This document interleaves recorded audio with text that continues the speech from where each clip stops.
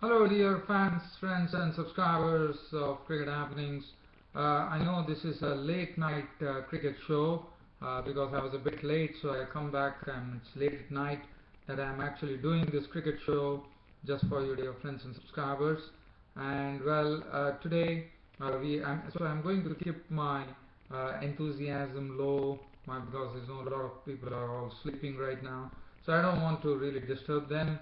So just talking about the second one-day international that happened between England and Australia.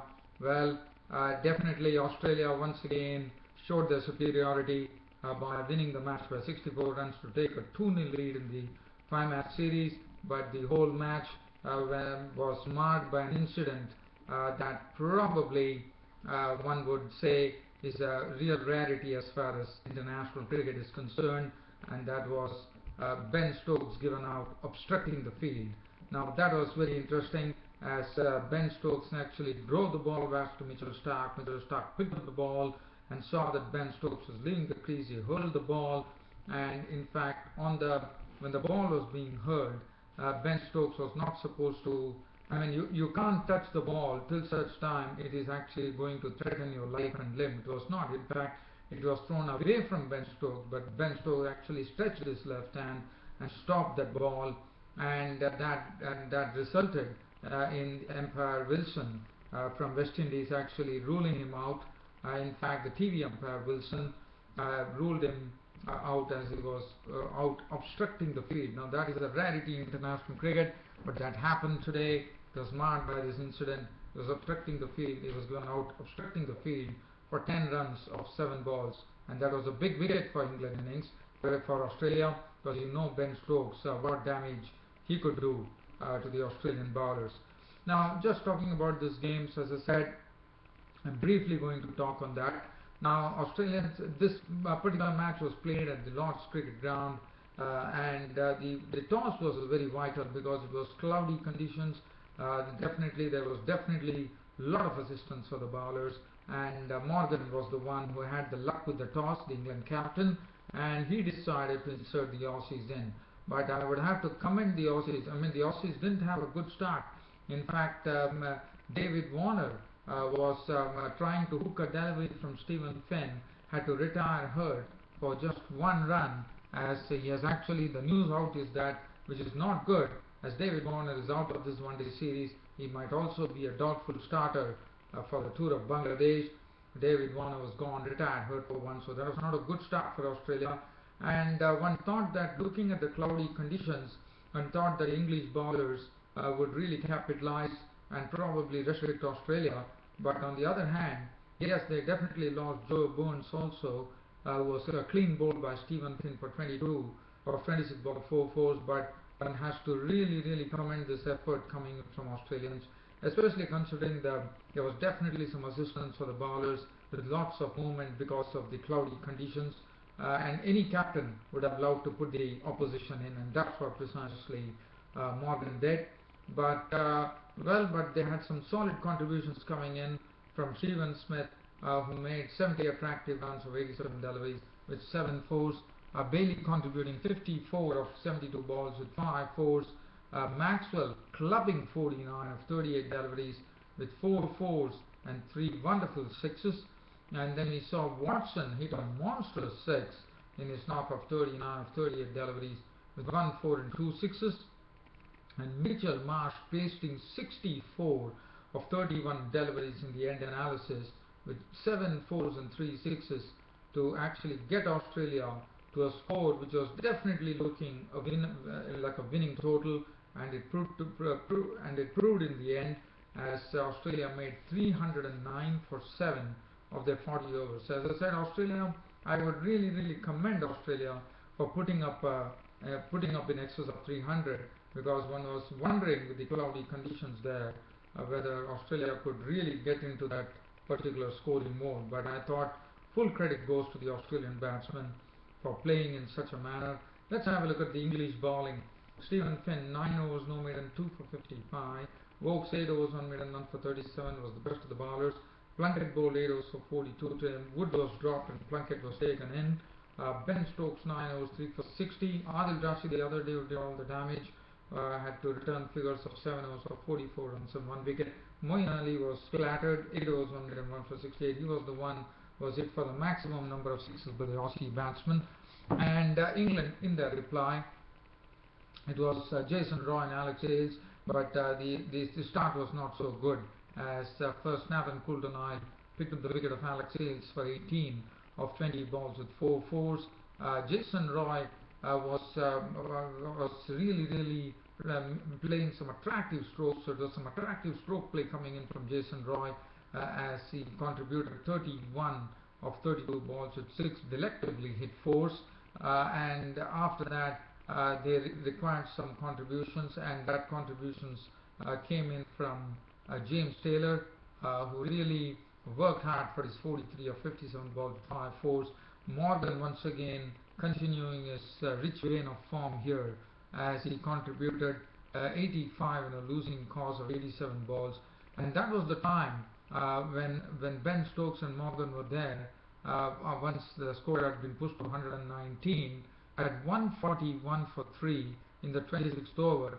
Probably one could say if Stokes was available along with Morgan, things would have been probably different, but again these are ifs and buts. But Stokes, as I said, was involved in that very rare dismissal, and that was obstructing the field. And the thing was that the Australian fielders appealed, because as I said, if the ball is being thrown at you and if it is actually going to cause an injury to your life and limb, then one could understand. But Ben Stokes, actually the ball was thrown away from him and still Ben Stokes blocked it, and the Aussie fielders went up in unison, and Wilson, the TV umpire, had to adjudicate, and he decided that Ben Stokes was out obstructing the field for 10 of 7 balls with 1 4. So Ben Stokes was the one who was the centerpiece of conversation on all the social networks, because of being given out obstructing the field. But one does not know whether that would have really played a big role. As I said, ifs are ifs and buts are buts. Morgan, after that, once Ben Stokes went, he knew that he was the one who had to really take up the challenge. He challenged the Aussie bowlers by hitting some glorious sixes of one of the pacey bowler Cummins, and he also hit, I thought it was Mitchell Marsh, who was sent soaring over the pickets for sixes, and Morgan's contribution was 85. But the problem was that once Stokes was gone, that would have really preyed on the England players' mind. But Morgan kept on going, but Morgan could go only as far as 85 was concerned. He was there.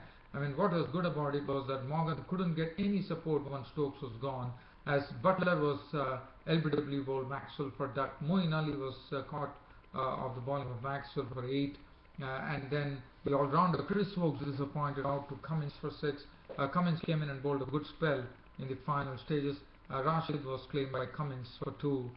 Plunkett decided to give some support to Morgan by playing a bit aggressively, but that was not really enough, because Morgan had to really pummel the ball to get England close to the target, and in doing so he succumbed.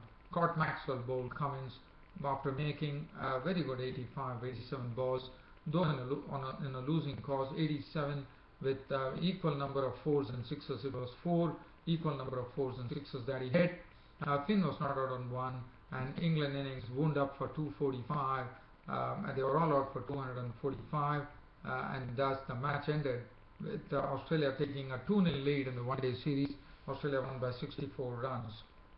As far as the bowling was concerned, for the Aussies, it was Mitchell Starc, 7 overs, 1 for 35, Coulter-Nile, 8 overs, 1 for 50. The best of the bowlers was Cummins, the pace bowler, 8.3 overs, no maiden, gave away runs but picked up 4 wickets, and he also picked up wickets in the starting stages, and then came in the end and knocked up Vokes and Rashid's wicket, which was very vital. 4 for 56, Maxwell 10 overs to 44. Australia lead the 5-match series 2-0, with Mitchell Marsh of Australia getting the man of the match for his all-round exploits, I would say. But one could not say all-round exploits, because he took only 1 wicket for 51 runs, but his batting was something which was some accelerating stuff. because he really gave the final thrust to the Australian innings to take it past the 300 mark, and he literally deserved so. But the full credit to Australia, especially considering the fact that David Warner is out with a fractured thumb. He was retired hurt one. He never played, so that was a big blow for Australia, according to me.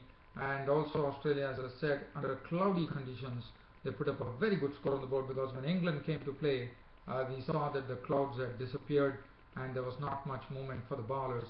But still, England, marked by that incident of when Stokes, who was given out obstructing the field, could muster only 245 runs. But nevertheless, England have to come really hard. There's the third one-day international which is coming up, and if England are not going to get into a winning way in that particular third one-day international, it would be curtains for England in this one-day series. And Australia are showing that they are much superior in all the departments than England, after looking at the first one-dayers as to how it panned out.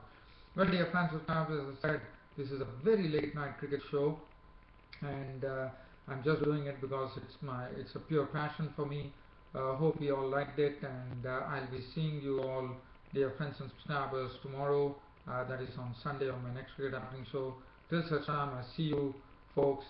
It's really a real good night from here, from your host Ram Studios. Thank you.